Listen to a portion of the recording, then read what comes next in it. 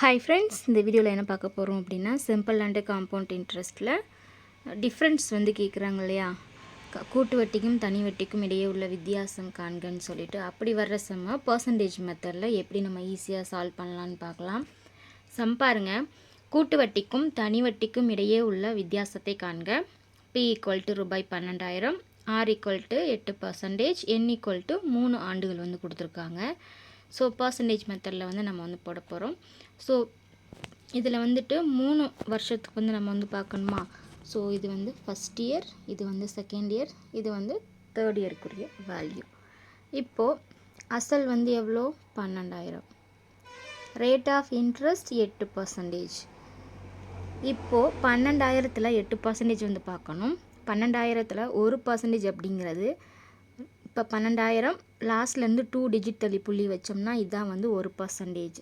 So 1% அப்படிங்கிறது 120 ரூபா வந்து கிடைக்கும். நமக்கு தேவை 8%. அதனால் 120 × 8 போட்டு நம்ம வந்து மல்டிப்ளை பண்ணுறப்போ நமக்கு கிடைக்கிற வேல்யூ 960 ரூபா வந்து கிடைக்கும். இதே 960 தான் செகண்ட் இயருக்கும் வரும். அதாவது செகண்ட் இயரில் ஃபஸ்ட்டு வர்ற வேல்யூ சேம் வேல்யூ தான் வரும். இது வந்து வருஷம் அசலுக்கு வர வேண்டிய வட்டி. அதாவது இந்த 12,000க்கு 8% கண்டுபிடிச்சி போடுறது, இதே வேல்யூ தான் தேர்ட் இயருக்கும் வரும். ஸோ இந்த மூணுக்குமே வந்துட்டு ஒரே வேல்யூ தான், அதை வந்து போட்டுருங்க. நெக்ஸ்ட்டு இந்த 76.80 அப்படிங்கிறது எப்படி வந்து அப்படின்னா, இப்போ 960 இருக்கு இல்லையா, இந்த 960க்கு 8% வந்து பார்க்கணும். 1% அப்படிங்கிறது லாஸ்ட்லேருந்து 2 டிஜிட் தள்ளி புள்ளி வைக்கணும். ஸோ 9.60 இதுதான் வந்துட்டு 1%. நமக்கு தேவை 8%. இப்போது 9.60 × 8 போட்டு மல்டிப்ளை பண்ணுறப்போ நமக்கு கிடைக்கிற வேல்யூ தான் வந்துட்டு 76.80. இப்போது தேர்ட் இயரில் செகண்ட் வேல்யூ இந்த 153.60 எப்படி வந்தது அப்படின்னா, இது வந்து 1 அப்படின்னா இது வந்து 2. அதாவது இங்கே ஒரு 960, இங்கே ஒரு 960 இருக்கு இல்லையா. ஸோ இந்த ரெண்டுக்கும் உரிய வட்டி தான் வந்து இங்கே 153.60. இப்போது இங்கே என்ன வர்ற வேல்யூ, இதை வந்து அப்படியே டபுளாக போட்டுருங்க. இங்கே இப்போ வந்து 100 வந்தது அப்படின்னா 200 அந்த மாதிரி. இது வந்து 1 அப்படின்னா இது வந்து 2. இந்த ஃபஸ்ட் இயருக்கும் செகண்ட் இயருக்கும் வந்த வட்டியோட வட்டி, அதாவது இதோட வட்டி தான் வந்து இங்கே வரும். சரிங்களா. அடுத்து செகண்ட் இயரில் வந்துச்சு இல்லையா, இந்த 76.80 இதுக்கு வந்துட்டு 8% வந்து பார்க்கணும். இப்போ 76.80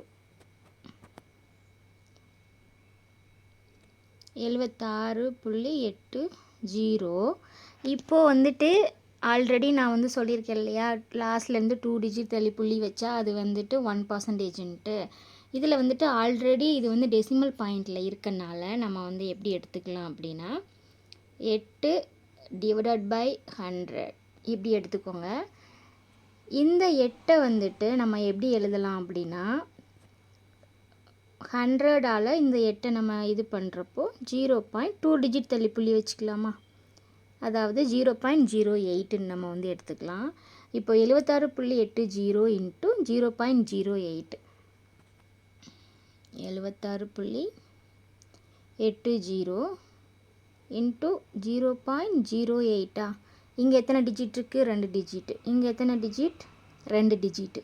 ஸோ 8ஆல் இந்த நம்பரை மல்டிப்ளை பண்ணிவிட்டு டோட்டலாக 4 டிஜிட் தள்ளி புள்ளி வச்சோம் அப்படின்னா நமக்கு வந்துட்டு இந்த வேல்யூ வந்து கிடைக்கும் 6.144. இப்போது இதில் வந்துட்டு காம்பவுண்ட் இன்ட்ரெஸ்ட்டுக்கும் சிம்பிள் இன்ட்ரெஸ்ட்டுக்கும் உள்ள டிஃப்ரென்ஸ் தானே வந்து கேட்டிருக்காங்க. இப்போது இதே சம்முக்கு எவ்வளோ தனி வட்டி வரும் அப்படின்னு சொல்லி கேட்டாங்க அப்படின்னா, இந்த வேல்யூவை ஆட் பண்ணால் இதுதான் வந்து தனி வட்டி. சரிங்களா. இதை மட்டும் ஆட் பண்ணால் நமக்கு வர்ற வேல்யூ 2,880 ரூபா வந்து கிடைக்கும். சரிங்களா. இதான் வந்து தனி வட்டி. இப்போ இதே சமுக்கு கூட்டு வட்டி வந்து எவ்வளோ வரும் அப்படின்னு சொல்லி கேட்டாங்க அப்படின்னா, இது எல்லாம் சேர்ந்தது தான் வந்துட்டு கூட்டு வட்டி. சரிங்களா? இப்போது டிஃப்ரென்ஸ் கேட்குறாங்க இல்லையா?